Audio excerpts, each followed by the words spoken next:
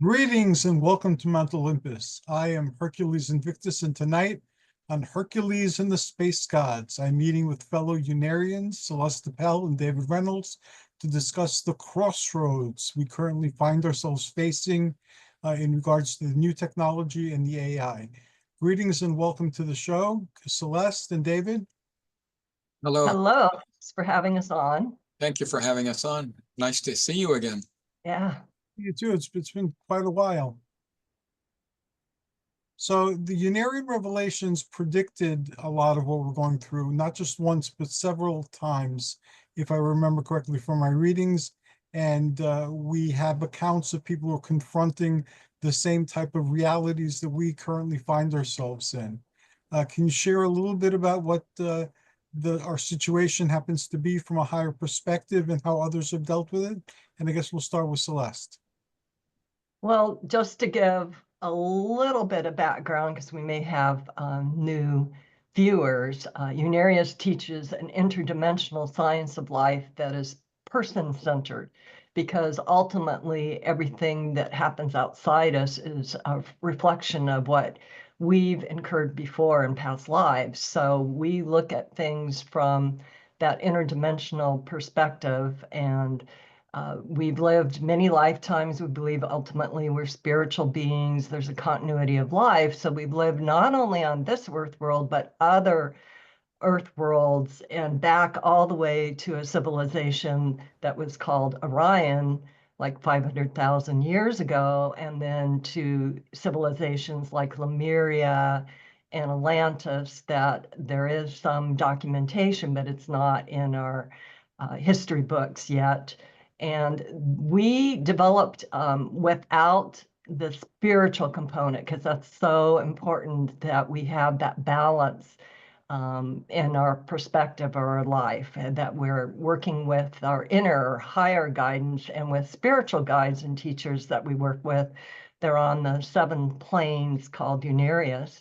And so what happens is, in these different civilizations, we developed very advanced technology, but it was lacking our inner hookup, and it was lacking that spiritual component. So we misused this technology in a variety of ways. And so now we're at a crossroads, because we've come to the point in the present in our civilization where we're starting to develop technologies, particularly AI, artificial intelligence, and other new technologies that I think David will talk about. And what are we going to do? Are we going to use them for positive purposes, or will they be misused as they have in the past? And I know a lot of people have a lot of fears around some of these new technologies, particularly AI. And what we, again, being a person-based science, what Unarius teaches us is those fears are from our own past life experiences. And when we can understand the root cause of those fears from a past life, then we can gain freedom from those fears, and we can have a more balanced perspective of what's going on, and we can be a force for good with our own positive hookup with our higher self and our positive attitude that we are expressing every day in our life with our thoughts, our actions, encountering other people. Thank you so very much. That was very comprehensive and gave a really great overview. David, would you like to add to that? Well, Unarius has documentations related to planets who have made this transitional period. No doubt planet Earth is going through a very stressful transitional period into a better age, a new age called the Aquarian age. And the question is, do we have assistance from other realms who can assist us to make this transition, to better know how to use technology? Yes, the answer is yes, because there are many planets who have already gone through this transition into a joining with their higher self, joining science and spirit, and they have come out on the positive end, and they now enjoy a much better society. For example, the truth about Mars, which is one of the books that Dr. Norman channeled. Nurel, the leader, the head technologist, the head scientist of that planet, describes how their planet, the Martians, now live underground, and they enjoy living in tune with spirit. There are other planets, as mentioned earlier, in the Interplanetary Confederation. When you see a map behind me, there are other planets who go into detail about how they made the transition from a technology addicted society into one more balanced. We can't throw away technology, we just know how to use it. We need to learn how to use it more properly, more in tune with spirit. Thank you very much. I know I've been following the new technology and the AI, and I have a lot of concerns over how people are treating the AI. Like they're trying to create entities through the AI and through the chatbot, I guess, technology that can interact with people. And some of these AI entities, for lack of a better word, people abuse them. They'll say horrible things to them, or they'll say, very damaging type of things to them. And even though they're not technically alive like we're alive, they're disembodied intelligences, and we have lots of lore about them in all the world's religions and spiritual and philosophical systems. So I'm very upset by that happening, and also that we're using the AI to deceive. So that concerns me. Well, I believe that technology like AI can be misused. I believe that's the first thing that is on people's minds. A lot of people's minds are very concerned that this will be misused. However, I believe there are societies, organizations like Stanford University and others that I have a printout, a list of about 6 who are scientific organizations who are devoted to the safe use of AI, and that constraints are being engineered. And so I believe fear of AI is overrated. I believe that with any technology can be misused, but it's a learning that planet Earth is going through to balance the joining of science and spirit, the joining of how to use properly. Now, will certain people be addicted and overwhelmed by the negative use of it? Possibly. But there is another segment of our society that has to remain centered, rational, and to make sure that the scientific community weighs in with their AI controls, their safety protocols. So I believe the European Union is ahead of us with government having come up with regulations for AI. Definitely there's a concern about developers, which we've all read about in the media, wanting at this early stage to have a certain ethics with AI. But I attended a panel, I believe David was there too, of so-called experts working in the field with AI development at a Conscious Life Expo in Los Angeles a little over a year ago. And one of the things that one of the people is doing, and he's gone to the UN and spoken with other government leaders and even the Pope and religious leaders, is that he believes that the development of AI right now is missing a spiritual component. And he isn't talking about religion. He's talking more about how Unarius sees human beings as ultimately spiritual beings, not just physical beings. And so he feels that component is missing, and that it's very important for the development of AI, because AI is basically reflecting the consciousness of the people that are developing it. So it's important that, because consciousness definitely interacts. I think, David, you talked about that on one of our recent podcasts. It definitely interacts with electronics and machines.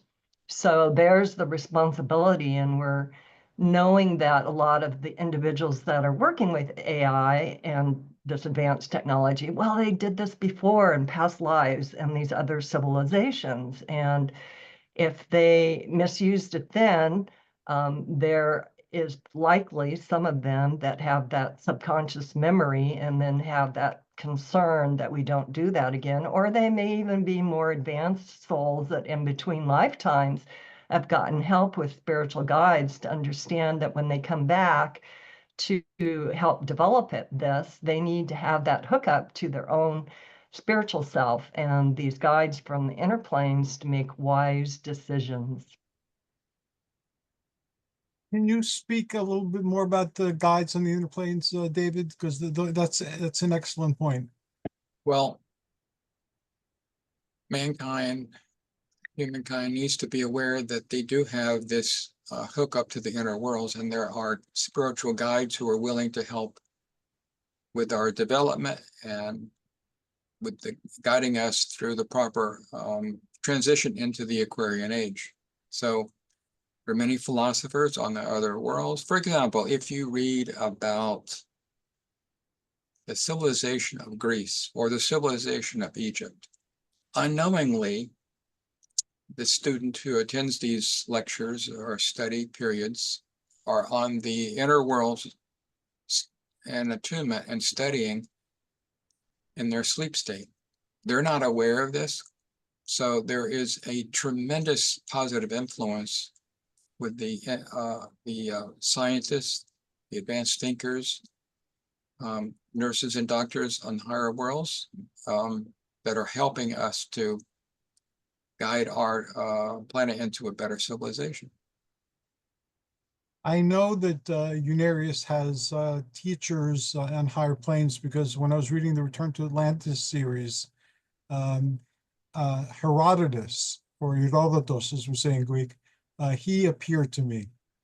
And I had some questions about his histories that were enigmatic to me. So I asked him about that, and he answered. And I got a full and comprehensive answer that made sense out of all the things that were unclear to me. And Herodotus drops by every now and again because some of that material that he wrote about, not much is still known. So whenever I get stuck in my studies or in my meditations, I get a little encouragement and a few more hints to keep me going. That's a great example. Yeah. Go ahead. And thank you for sharing that. That's a great example, particularly for someone who is not been so into Unarius like David and I have been for so many years, to show that this isn't just for people who are actively, consciously Unarius students, that potentially anyone, when they have that hookup with their inner voice or their higher self, can be receiving this more divine spiritual guidance and then carrying it out in their life. Now, why do you think people don't make use of this inner guidance more?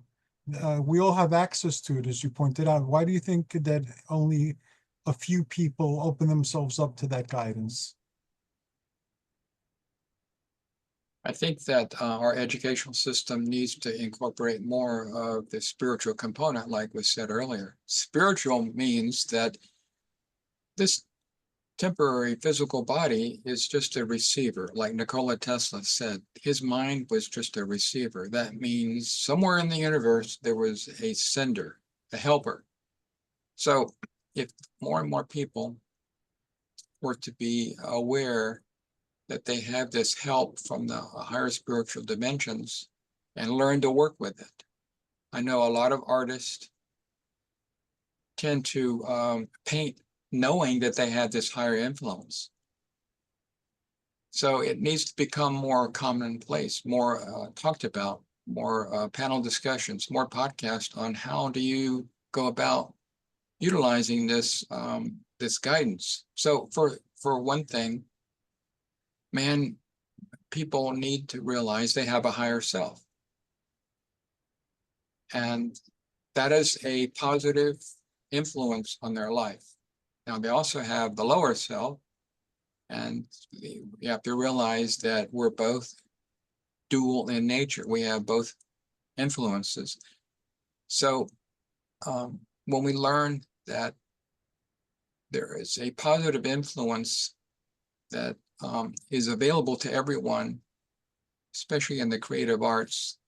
People will learn eventually, if not sooner, how to work with it, how to work with this higher influence.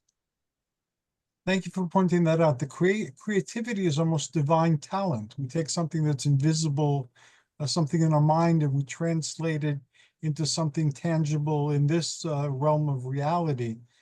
So thank you for pointing that out. By the way, unlike Roman civilization, the Grecian civilization was a philosophical society.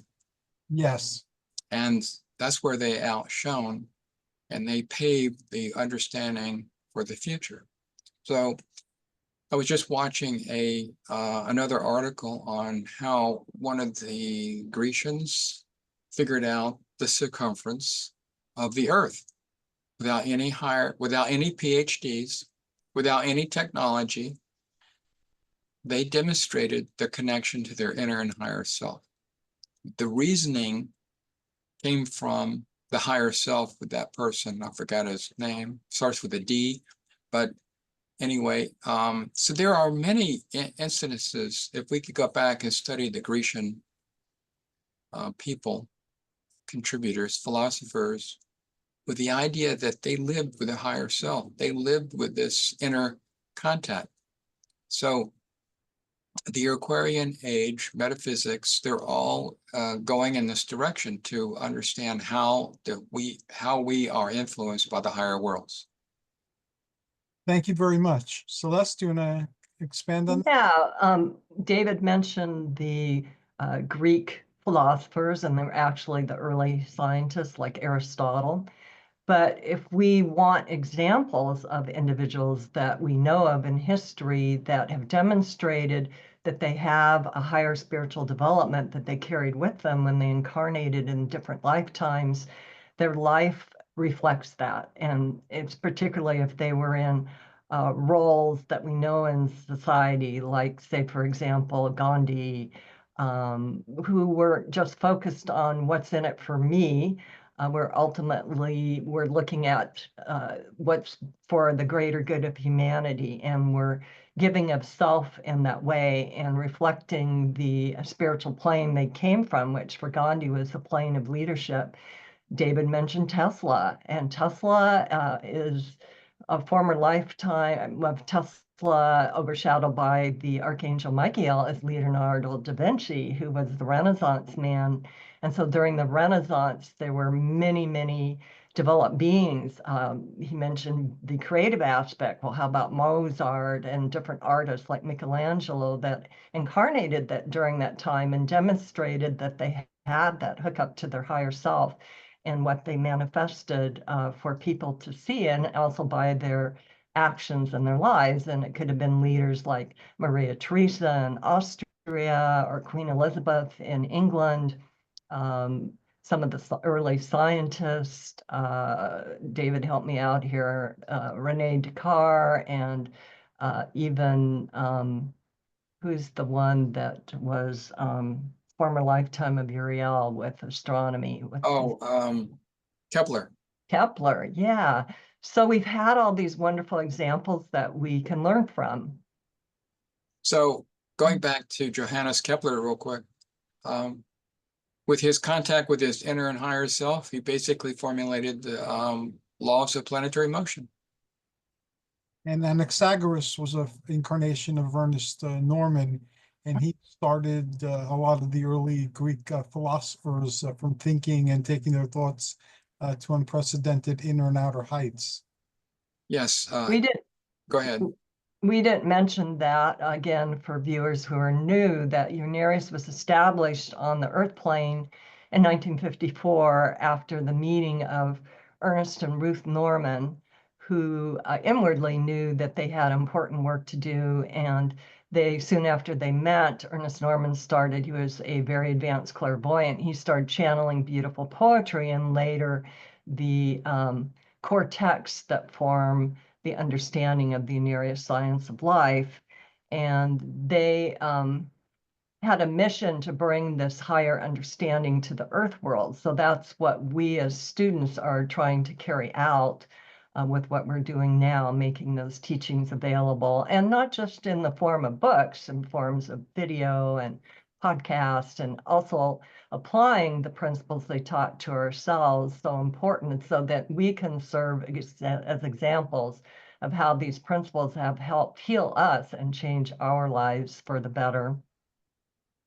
And that's very important. And Unarius certainly contains the techniques and the procedures and the information that one needs to start and to continue on such a journey.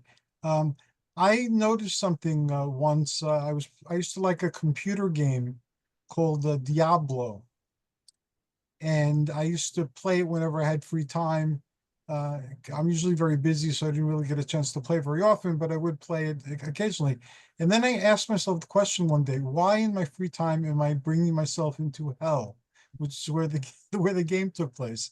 And I started contemplating how we do that in our waking lives as well. We keep saturating ourselves with things that are not from our higher self and wouldn't create a better world for ourselves or for anybody else. So I started watching very carefully where I spend my time and what I focus my attention on.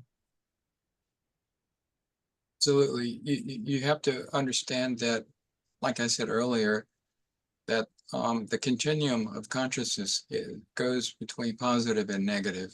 We just, as human beings who are, we call ourselves more enlightened, I guess, we have to be aware to keep our consciousness more highly focused, positively focused. But, you know, there are times when the consciousness, the mind drifts toward the negative, and you have to be aware of it. That's part of life. The flow, the continuum, the sine wave flow of energy from positive to negative. In fact, philosophically speaking, Hercules, how would you know what is positive versus negative? How would you know the difference between good and evil? How would you know what is a progressive thing versus a regressive thing, unless during all of your past lives, through your evolutionary journey, you've encountered and experienced both, and you've come away with the lesson, the value of that experience, and it's now considered a part of your higher self because you learned from it. Very good point. But there are caveats on that particular path too. I've noticed too in life that sometimes what initially seems like a negative experience actually opens the door to very positive things. And sometimes something that seems positive and fantastic leads to things that are not so positive and fantastic. So one cannot just be unmindful of what is going on. One needs to pay attention, and sometimes there's a greater lesson beyond what we're experiencing in the moment. So I think that's the point with new technology, whether AI or whatever form, is that that's a universal principle. Things can always be used for positive or a negative purpose. And again, even if some things are used for a negative purpose, ultimately it's there for humanity to learn from, or for the individuals involved with it to learn from, which we gave examples that in the past we have misused things. So, you know I've been a part of that in my past lives, and that's part of the block in my consciousness to make that alignment with my higher self. So that's why Unarians follow the principles of past life therapy, with working with our consciousness on a momentary basis, not just a daily basis, until it becomes more of a habit to try to see where our thoughts are, where our emotions are. Are we negative at the moment or positive? And again, that's all a judgment thing. It's based on how we perceive it and how it affects us in our life, but we're looking again for that balance. So no one can be 100% all the time. Even a really developed soul in tune with their higher self are always on the positive side of things. That's just a fact of how energy functions and how we function as energy beings. Thank you. And Unarius teaches one to be conscious because there's a lot of journaling involved. Through journaling, you come to better know yourself. Through the written record or the artistic creative record, you have a snapshot into what was going on internally. So David, should we talk about why we have the Interplanetary Confederation star map behind us? Yes, I'll start by saying that in 1973, Ruth Norman, we call her as Uriel, was able, due to her psychic ability, to contact other planets and try to reach out with her help to be helpful. And one of the planets she did talk to, discovered that she could be of help to, was the planet Vixal, which is in the Pleiades cluster. And actually, there's so much that has been channeled into Unarius about or from the planet Vixal and the Vixal people, Vixalites, who dealt with this robotics and the addiction to AI and technology. And reading their story, Hercules, is a wonderful lesson, an example of how we Earth people can apply the same wisdom that was given to them to get through this. We're going to get through this by remaining positive and remaining maintaining our positive understanding that we as human beings are going through an evolutionary time. And as Darwin introduced evolution, Unarius takes it to another level where we can look at the evolutionary experience that the Vixal people had through their evolution. They were in so much trouble, Hercules, their planet almost self-destructed. Ooh. But they didn't understand some of the psychic science principles. And this is very needful of our science today. Our physics needs to join with this spiritual aspects and understand more of the psychic science so that there can be more of a balance. So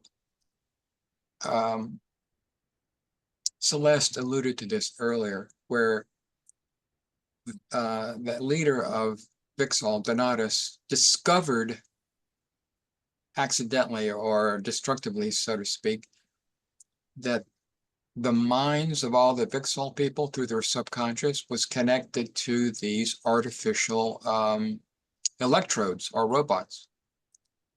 If you go back and look at Forbidden Planet, that's such a beautiful science fiction movie, because unlike the rest of Star Trek and other science fiction, the enemy's out there and you've got to shoot at them with phasers or whatever. Forbidden Planet was all about the enemy within. And this is what Unarius really advances, is that before you deal with other people and other races and other planetary threats, deal with your own inner self first. And the id,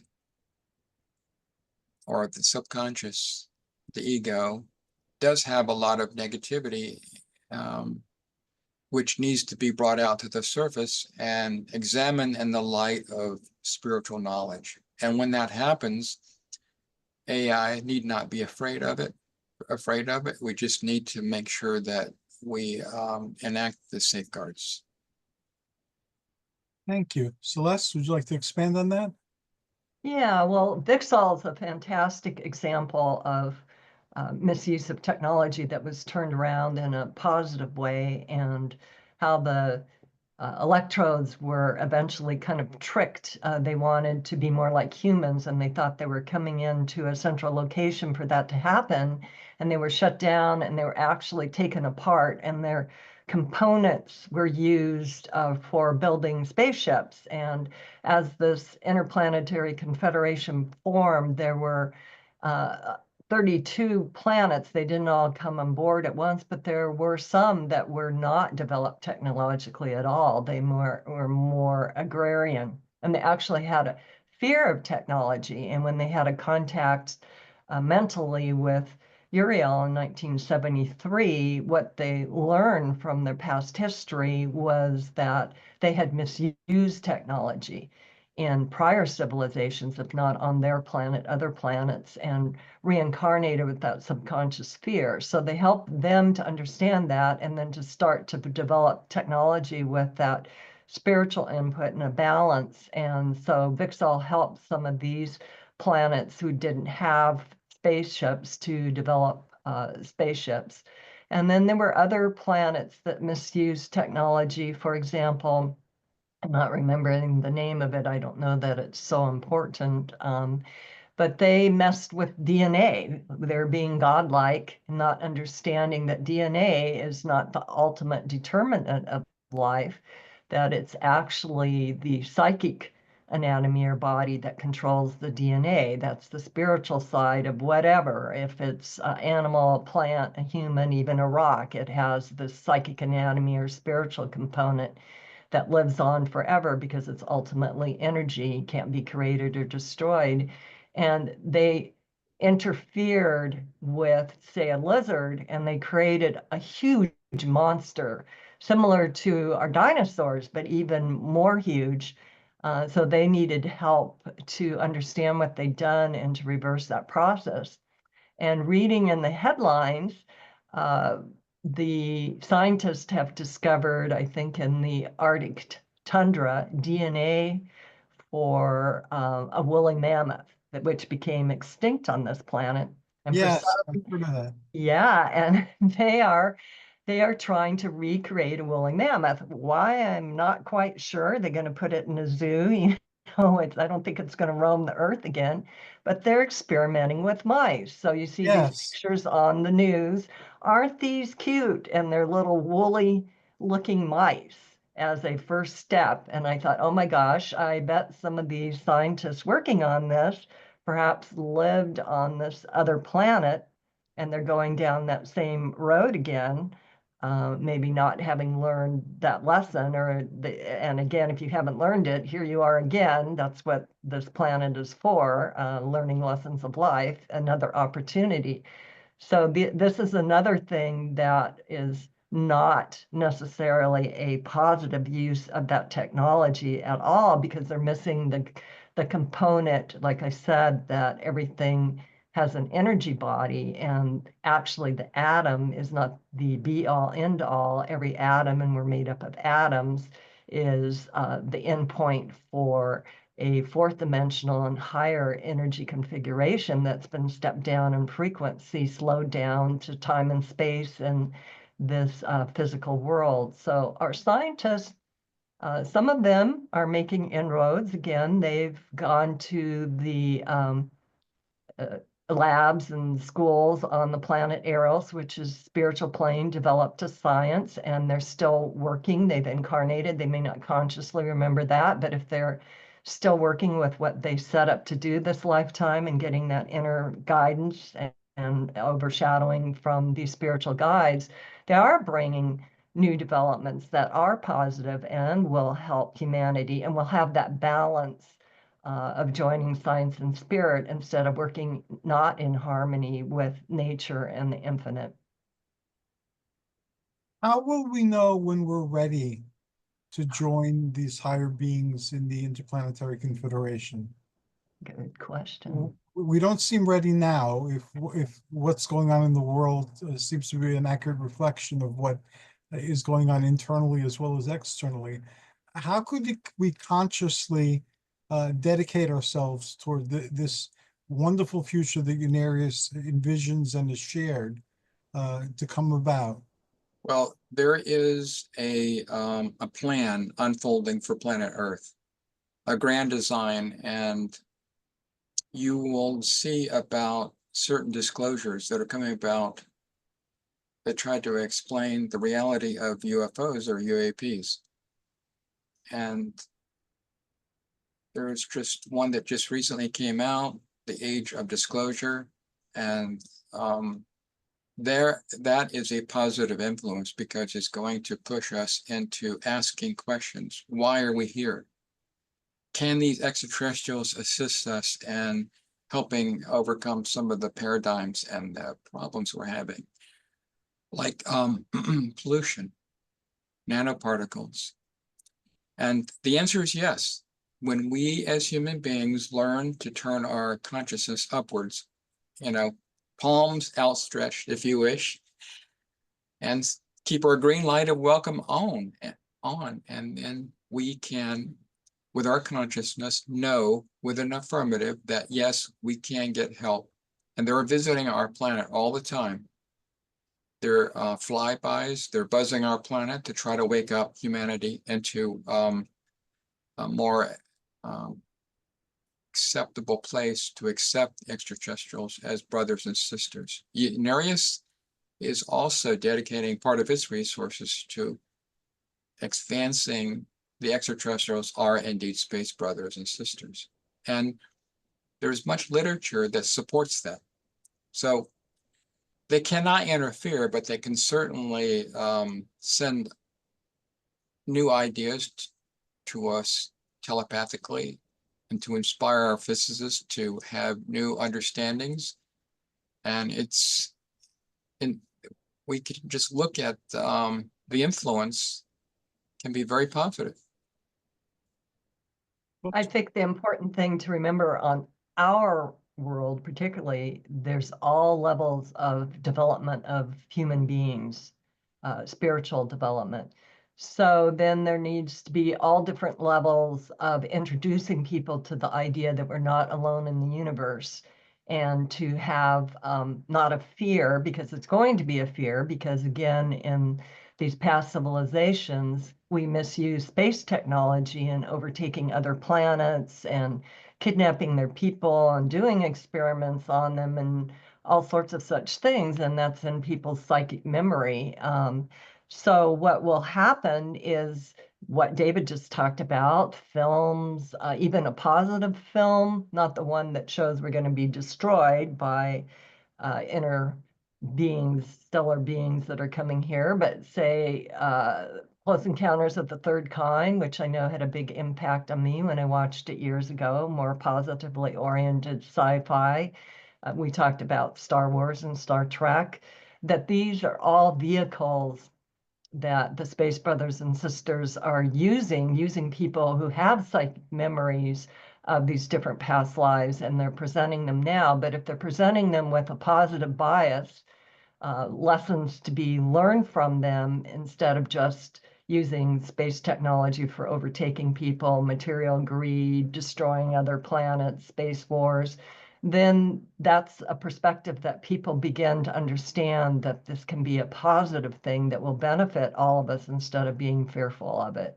And of course, Unarius has got a different level, because once Uriel had the psychic communication with these beings, and she also had communications with beings from other spiritual planets, and they weren't all some physical, but other spiritual planets as well. And it's transcribed and it's in book form and you can listen to it.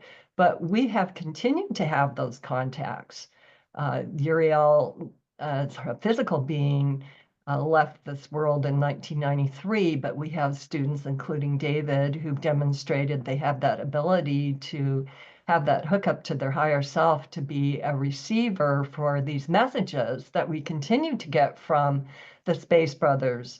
And they continue to encourage us and relate more about what they overcame on their planet, more dire situations than we have now, and to say, we did this, you can do this. But they always come back to the personal aspect of it, that it's not out there, the government's going to do it, scientists are going to do it. Ultimately, each individual needs to take personal responsibility to work with their own consciousness to become more spiritually aligned, and to be that spark plug, that light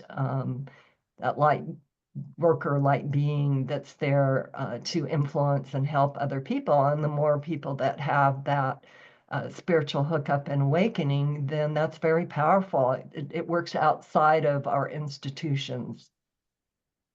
And Unarius is very powerful because it shares the information about these higher beings and beings on other planets facing similar circumstances of those we faced in our past.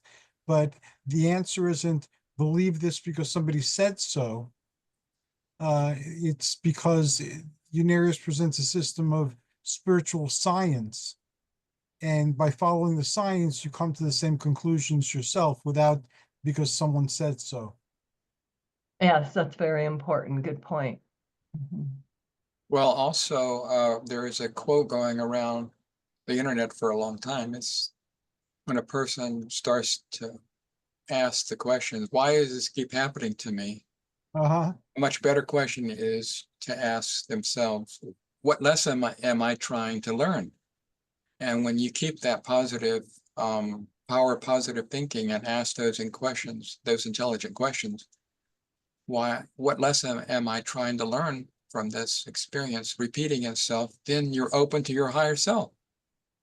That's all it takes sometimes, just the power of positive thinking.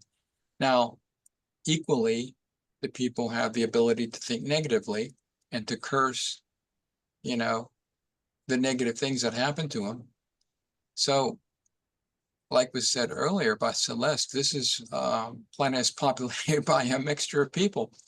It's just that we have to advocate the positive and the solution-oriented society that we're evolving into. The other thing that will happen is that people incarnate where they're relative to frequency-wise based on the fundamental frequency of their energy body. So as planet Earth begins to progress, and it will have a step up in consciousness, those individuals will no longer be relative to this planet, and they'll incarnate on other worlds they're more relative to. So not everyone may come along for the new Aquarian age, and that's okay. That's where they are in their development. We're not here to say that everyone has to think like we do. It's not always the thing that people are ready to accept, and that's where they are. So they'll incarnate someplace they're more relative to. And that is a very benevolent and wise way of looking at things. Yeah, rather than trying to change other people, can't do that. No. So planet Earth is at a crossroad in many different ways. And one of the crossroads is, how did we get here? Who created us? Did the universe have a beginning? And so Ernest Norman and Unarius has definite answers on that. That when you ask what was before the Big Bang, the correct answer is eternity, intelligence. The incorrect answer is there was nothing before the Big Bang 13 billion years ago. Nothing existed before. That's incorrect. But thinking man is waking up to that. In fact, the James Webb Telescope is advancing the idea that the Big Bang never happened and that they're able to view galaxies that are so-called near the beginning of the Big Bang, the creation theory. And they're discovering that they're fully formed, and they have been. And it doesn't matter how far into the universe you look at galaxies, they're always going to be there. So there's a paradigm that's beginning to crumble thanks to science, and that is the Big Bang Theory. In fact, there's a branch of astronomy devoted to the electronic understanding of the universe, the electric universe, which is gaining momentum. And so there is a great need to have astronomers delve into the electronic aspect of it, the plasma universe, and the fact that the universe never came about because of a Big Bang or some beginning like that. And God is not some deity to worship, some being with a personality. God is energy. That is something well worth exploring and contemplating, because that's vast, and it contradicts the reality that we've been taught and that we ascribe to for so many years. Another paradigm that's beginning to crumble is, do we live in a simulated universe? A lot of people think, I've explored that for years. a lot of people, scientists, are convinced absolutely scientifically that we live in a simulated universe. That means that we're the victims of some programmer, some other universe, and we're just caught in the matrix of a computer program. Well, we decided to enter the matrix of the computer program Yeah. for specific reasons or maybe recreation. well, that is a paradigm that's beginning to crumble because there are legitimate scientists who have evidence that no, we're not part of a simulation, that there is a greater universal intelligence that is a part of that, that is in need of understanding. We can also see paradigms changing in the healthcare field, that there's more and more healing practitioners, whether they're traditional doctors and nurses or they specialize in some type of therapy that is one of the newer ones that recognize that we're not just physical beings. There's a book that was written a number of years ago that one of my holistic doctors referenced that he'd read and had an influence on him, called The Electronic Body. And I know there's different modalities that have existed for thousands of years, particularly more in the Eastern societies, with forms of healing that treated people more as energy beings, whether it was acupuncture, acupressure, those types of healing methods. So now they're beginning to look at it, the scientists, more to understand it not just as this ancient form of healing, but it has validity. And even there's much more understanding that we don't die. Our consciousness exists forever as an energy configuration. Doctors who've had experience with people who said they died on the operating table, and they've been interviewed. And so now there's a whole new science with that. It's not just parapsychology, to really understand that consciousness is not just the physical being, and that there is an interdimensional aspect to it, that it exists beyond this third dimension and exists.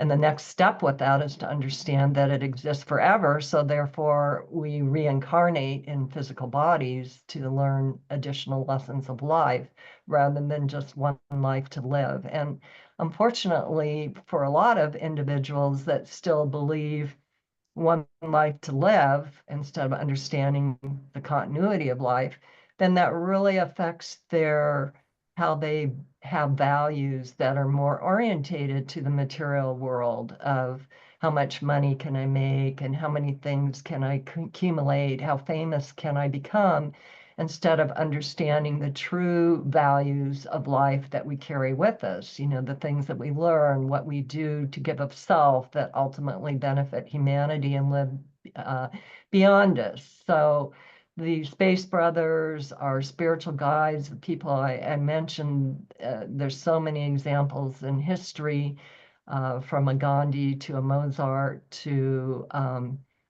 Johannes Kepler, that have that higher development. And there's individuals now, they don't maybe make the mainstream media, but you'll read some young person that incarnated and they've got this fantastic idea to how to get rid of that big, huge maelstrom of plastic out in the middle of the Pacific Ocean. They're 16 and they already have these ideas.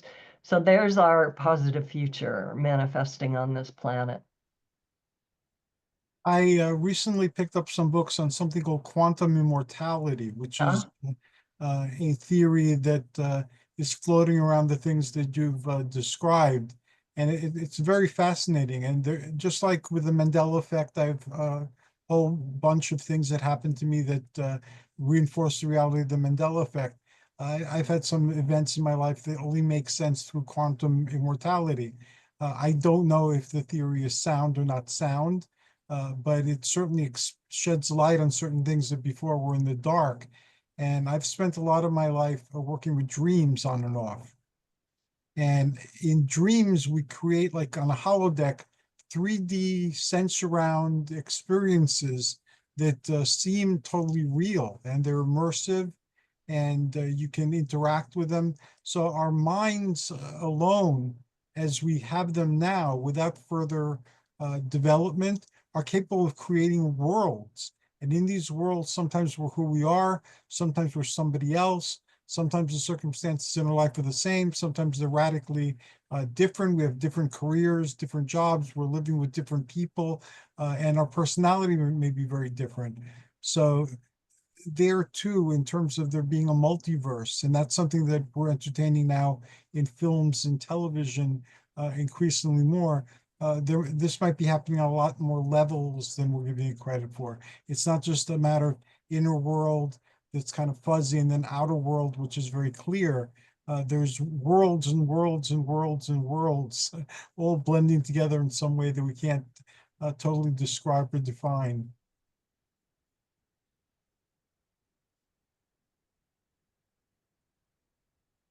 Does Unarius encompass the reality of other dimensions as well as our physical dimension? I know it has levels and there are spiritual worlds, but how is that explained in Unarius? Well, Unarius definitely has information on existence in other dimensions, but the quantum mechanics theory that there's a multi-universe, Unarius does not subscribe to. What that would defeat the sequential evolutionary order that you are progressing forward in your evolution. For you, Hercules, to also have another life in another dimension where you're a murderer and you're enjoying conquering this country or whatever, what purpose does that serve your evolution or your spiritual evolution? So even though they have the corner of a proper idea that we do live in multiple universes, we have a responsibility to progress forward in our evolution and not repeat the negative things that we have maybe done in Rome or whatever when we were conquerors or whatever. Does that make sense? Makes sense.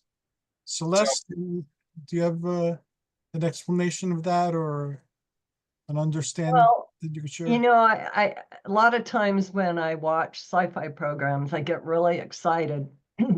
But then a lot of times, because they don't really have the understanding of the true source of life and interdimensional physics, I get disappointed because they especially with time and time travel, they bring out all these concepts and they're searching, but they're not there yet. So we look forward to a future programs, discoveries, etc., that are more based on the science that Unarius has taught. And Ernest Norman first presented the basic understanding of interdimensional physics in a series of lectures that he gave, the only time he gave in-person lectures, in 1956. And his wife, Ruth Norman, understood that there might be a need to re-listen to them. So she recorded them on big reel-to-reel tape recorders, and they were later transcribed, and they became the lesson course of Unarius, the infinite concept of cosmic creation. And then there were 13 lessons, and there were wonderful questions and answers from students in those lessons. And we have taken that and not only transcribed it in books, but also we have CDs, MP3 recordings, and it's Ernest Norman's voice, which is fantastic because it carries a higher frequency. And then we've taken and made videos using the recorded voice and added graphics, particularly animated graphics, which really helps explain more to the principles, to see them diagrammed. And that's called the advanced lesson course.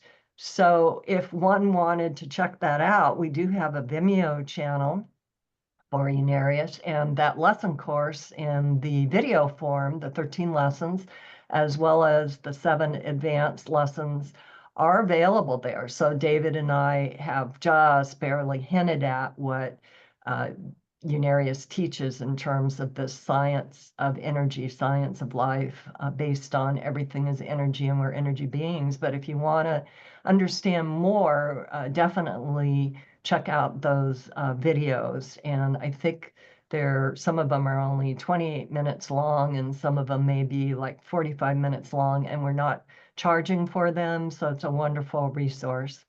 Let me add one comment.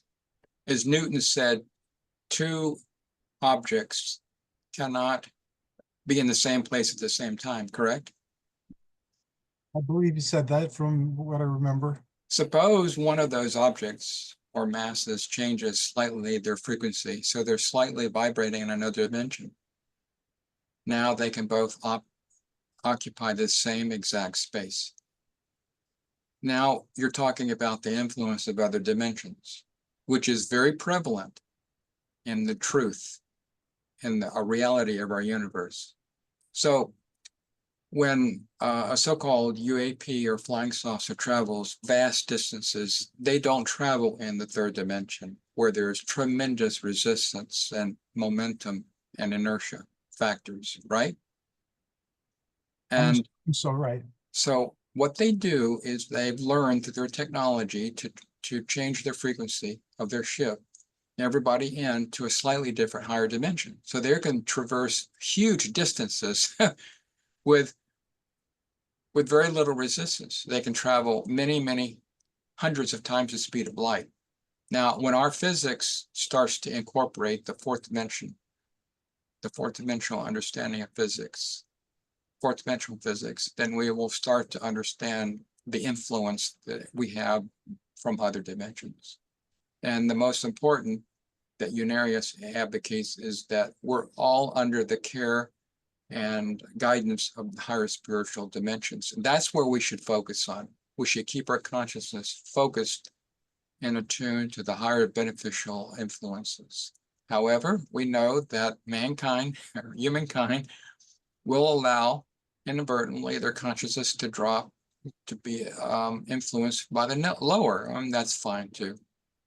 As long as you understand that we live in a multi-dimensional universe, meaning that we have a physical reality and we have a spiritual reality, and we can learn to work with both. Thank you. Those are very wise and powerful words, and it's a perfect place to end today's conversation. Before we go, though, how can people find Unarius? And Unarius is very generous with the information that it has, and it shares it widely and well. How would people access all the wonderful information beyond what you've already shared? Well, our website, unarius.org, UNARIUS, and there's wonderful articles and links on there. And we also have website interplanetaryconfederation.com, which is all one word. And so if you want to learn more about the Interplanetary Confederation and what some of the individual planets went through, we actually have links with each planet of some of the 5 to 7 minutes original auto recording between Uriel and the representative of that planet. And also, we did a podcast through Unarius's Pathway to Enlightenment podcast a year ago, AI from an interdimensional or your Unarian perspective. So if you go to our podcast channel on the top left of our website, there's an odd icon for Podbean. If you click on that, I think it's the latest podcast that's up there. That will delve into even more than what David and I talked about tonight. So what else, David? The 800 number? People, very few people call, but we do have an 800 number, 800-475 7062. And of course, our email, Uriel at URIEL@unarius.org. People Facebook messages, because we do have a page on Facebook, and we love to put up photos of our events. And just recently, we had a 71st anniversary celebration about a month ago, and we had a creativity workshop. There's some wonderful examples of the marbling creative project that the students worked on, tuning into their own inner hookup for creativity. We have a YouTube channel, Unarius Academy of Science. There's clips from past workshops and lectures and classes and clips of our videos. But again, if you really want to see our videos, I think there's almost 80 of them posted on our Vimeo channel. Thank you so very much to both of you. I've missed speaking with you, so I'm glad we got a chance to speak today. And I'm already looking forward to our next conversation. Yeah, thank you, Thank you. Hercules. Thank Bye-bye. you. Have a wonderful evening.